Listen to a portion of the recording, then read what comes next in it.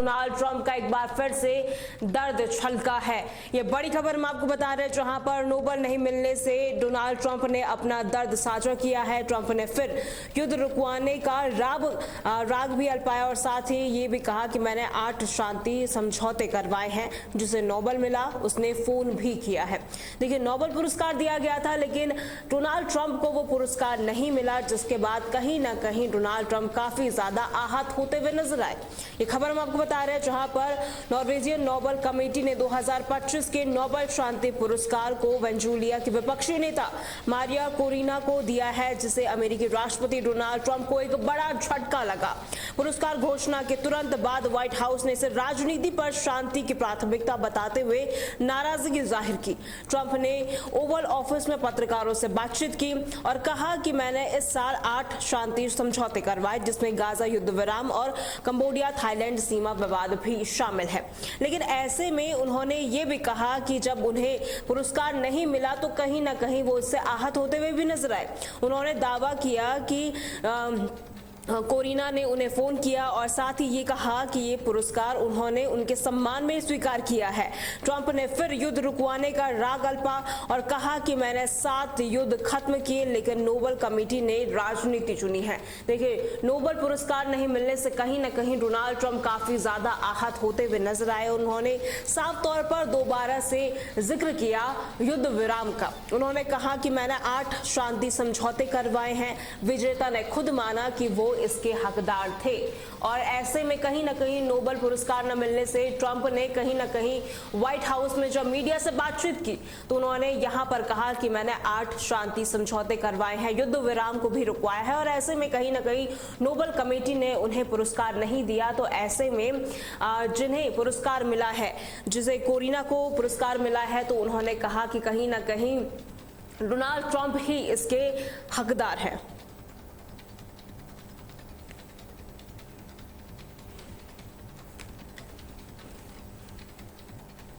बड़ी खबर की ओर रुख करते हैं। बिहार से इस वक्त की बड़ी खबर सामने आ रही है, जहां पर बीजेपी की एक बड़ी बैठक होने वाली है।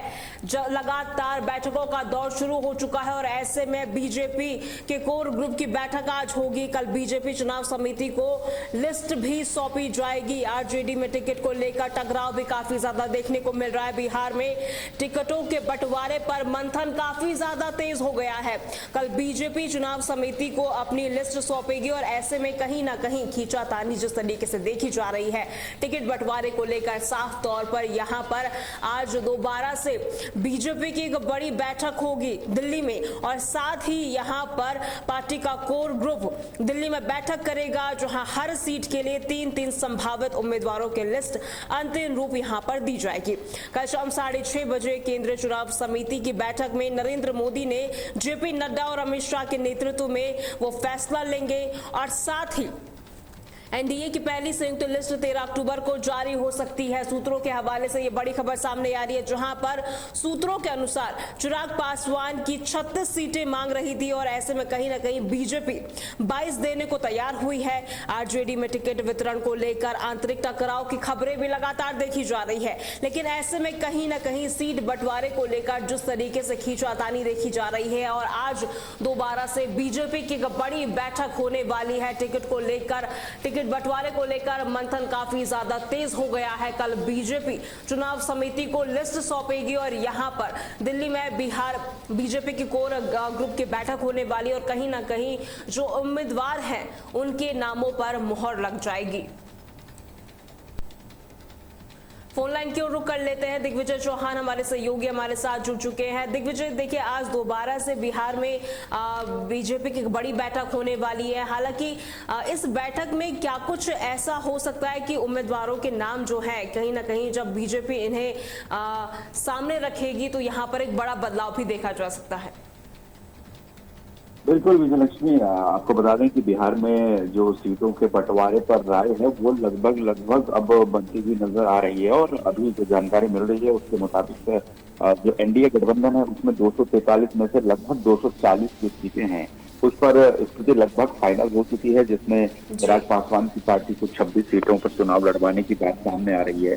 और ये खबर है कि चिराग पासवान तो लगभग मान गए हैं, लेकिन अब जीतन राम मांझी को लेकर के थोड़ी सी डिबेट वहां पर चल रही है। और ये जो 240 सीटों का बंटवारा है, इसमें 26 सीटें चिराग पासवान की पार्टी को संभवतः दी जा रही है। इसके अलावा जो उपेंद्र कुशवाहा की पार्टी है, 6 सीटों पर लगभग उनकी सहमति बन चुकी है। और जीतन राम मांझी की जो पार्टी है हम, उसकी 7 सीटों पर सहमति बन चुकी है। और बाकी 101 सीटों पर जेडीयू चुनाव लड़ेगी और 100 सीटों पर बीजेपी चुनाव लड़ेगी। ये फिलहाल जो फिगर है 240 सीटों का, ये तय हो चुका है। 3 सीटें अभी ऐसी हैं विजय लक्ष्मी जिन पर केस फंसा हुआ है, और ये माना जा रहा है कि आज लगभग वो भी क्लियर हो जाएगा।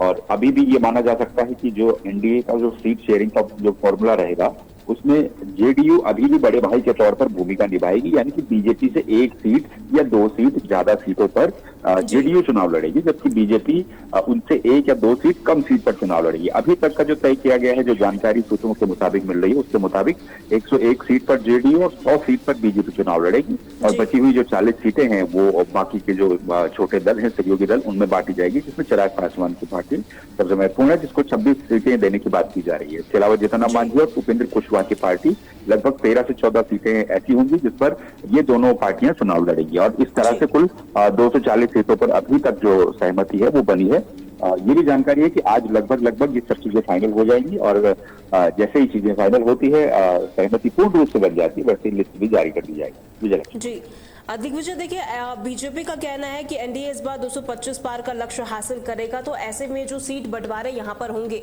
तो क्या जिस तरीके से बातचीत की जा रही है सीट बंटवारे को लेकर और लक्ष्य रखा गया कि 225 सीटें पार कर जाएगी इस बार एनडीए, तो कितना इस सीट बंटवारे का यहाँ पर असर देखने को मिलेगा?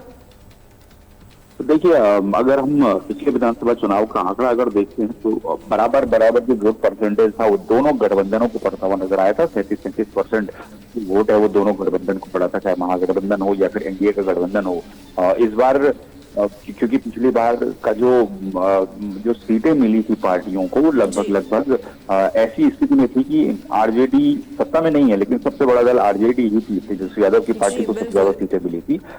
इस बार बीजेपी और जेडीयू अगर 100 सीटों पर लगभग चुनाव लड़ रही हैं, तो दोनों में से स्ट्राइक रेट कितना बेहतर होगा और कितनी सीटें वो उसमें से रिकवर करती हैं, ये काफी इंपॉर्टेंट होगा। और तीसरा जो महत्वपूर्ण फैक्टर है वो प्रशांत किशोर का भी है, जो कि जन स्वराज पार्टी के रूप में लगातार ये दावा कर रहे हैं कि अभी तक लगभग 28% वोट ऐसा था जो न गठबंधन को पड़ रहा था और न ही एनडीए को पड़ रहा था। तो उस 28 में से अगर प्रशांत किशोर 20% वोट भी लेकर के आते हैं और दोनों गठबंधनों का वो 2-5% वोट भी लेकर के जाते हैं, तो उनको कितनी सीटें आएंगी।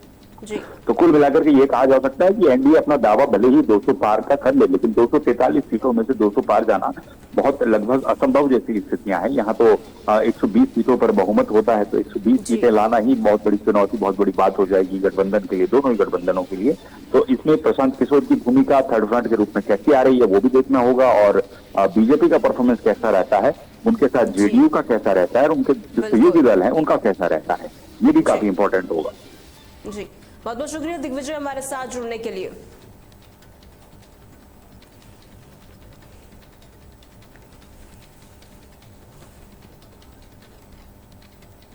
वहीं बिहार विधानसभा चुनाव को लेकर एक और बड़ी खबर सामने आ रही है, जहां पर एआईएमआईएम के चीफ असदुद्दीन ओवैसी ने एक नया मोर्चा खोलना शुरू कर दिया है।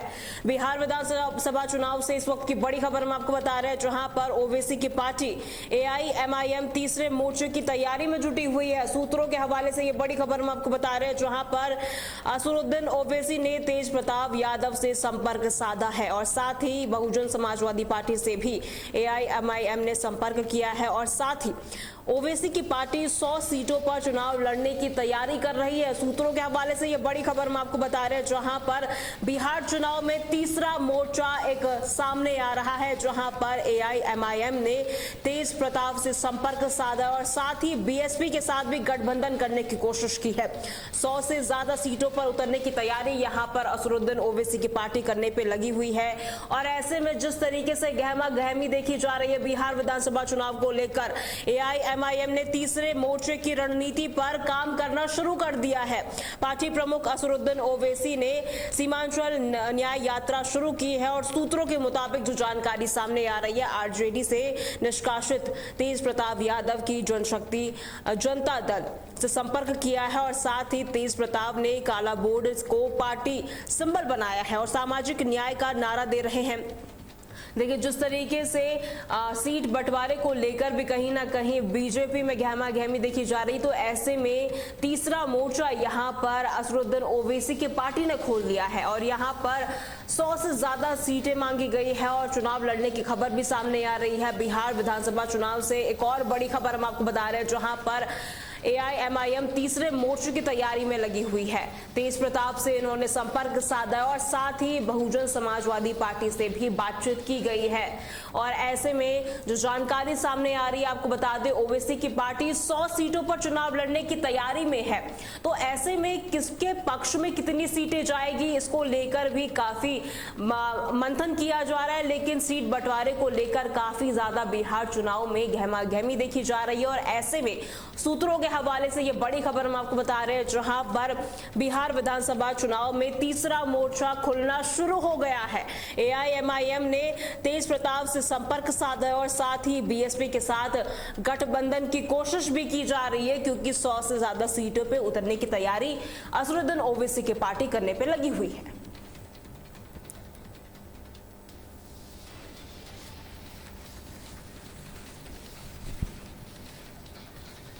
बिहार चुनाव से पहले आरजेडी को एक और बड़ा झटका लगा है। ये बड़ी खबर हम आपको बता रहे हैं, जहां पर सीट बंटवारे को लेकर बातचीत की जा रही है, बैठकें की जा रही है और ऐसे में ये बड़ी खबर सामने आ रही है, जहां पर आरजेडी को बड़ा झटका लगा है। चुनाव से पहले आरजेडी के 2 विधायकों का इस्तीफा दिया गया है। मोहिनिया विधायक संगीता कुमारी ने इस्तीफा सौंपा है और साथ ही शिवार विधायक चेतन आनंद ने भी इस्तीफा सौंप दिया है। दोनों विधायकों ने विधानसभा अध्यक्ष को अपना इस्तीफा सौंपा और यहाँ पर कहीं ना कहीं इन जो ये नेता है, इनके बीजेपी में शामिल होने की कयासें लगाई जा रही है। चुनाव से पहले आरजेडी को एक दोहरा झटका लगा है। मोहिनिया एमएलए संगीता कुमारी और शिवहार विधायक चेतन आनंद ने इस्तीफा दे दिया है और ऐसी कयासें लगाई जा रही है कि ये बीजेपी में शामिल हो सकते हैं। बीजेपी में शामिल होने की अटकलें काफी ज्यादा बढ़ती हुई नजर आ रही है और ऐसे में खासकर बीजेपी टिकट पर दोबारा चुनाव लड़ने की संभावना यहां पर कर सकती है, लेकिन संगीता कुमारी और चेतन आनंद ने जेडीयू एनडीए सरकार के विश्वास मत के बाद जिस तरीके से यहां पर बैठकों का दौर भी शुरू हुआ था, कहीं ना कहीं यहां पर अब जिस तरीके से आरजेडी में भी यहां पर एक दोहरा झटका देखने को मिला है और साथ ही नामांकन प्रक्रिया से पहले भी यहां पर कहीं ना कहीं गहमा-गहमी देखी जाएगी। बिहार चुनाव से पहले आरजेडी को एक बड़ा झटका लगा है। चुनाव से पहले आरजेडी के 2 विधायकों ने इस्तीफा दिया है और ऐसी अटकलें लगाई जा रही है कि जो दोनों विधायक हैं ये बीजेपी में शामिल हो सकते हैं। हालांकि अभी तक इसकी कोई जानकारी सामने नहीं आई है, लेकिन ये अटकलें लगाई जा रही है कि दोनों विधायक अब बीजेपी में शामिल हो सकते हैं, क्योंकि सीट बंटवारे को लेकर काफी ज्यादा यहाँ पर मंथन किया जा रहा है। तो ऐसे में ये झटका आरजेडी को लगा है बिहार विधानसभा चुनाव से पहले। तो देखने वाली बात होगी कि इस तरीके से जब 2 विधायकों ने अपना इस्तीफा दिया है तो इसका असर आरजेडी की पार्टी पे किस तरीके से पड़ता है।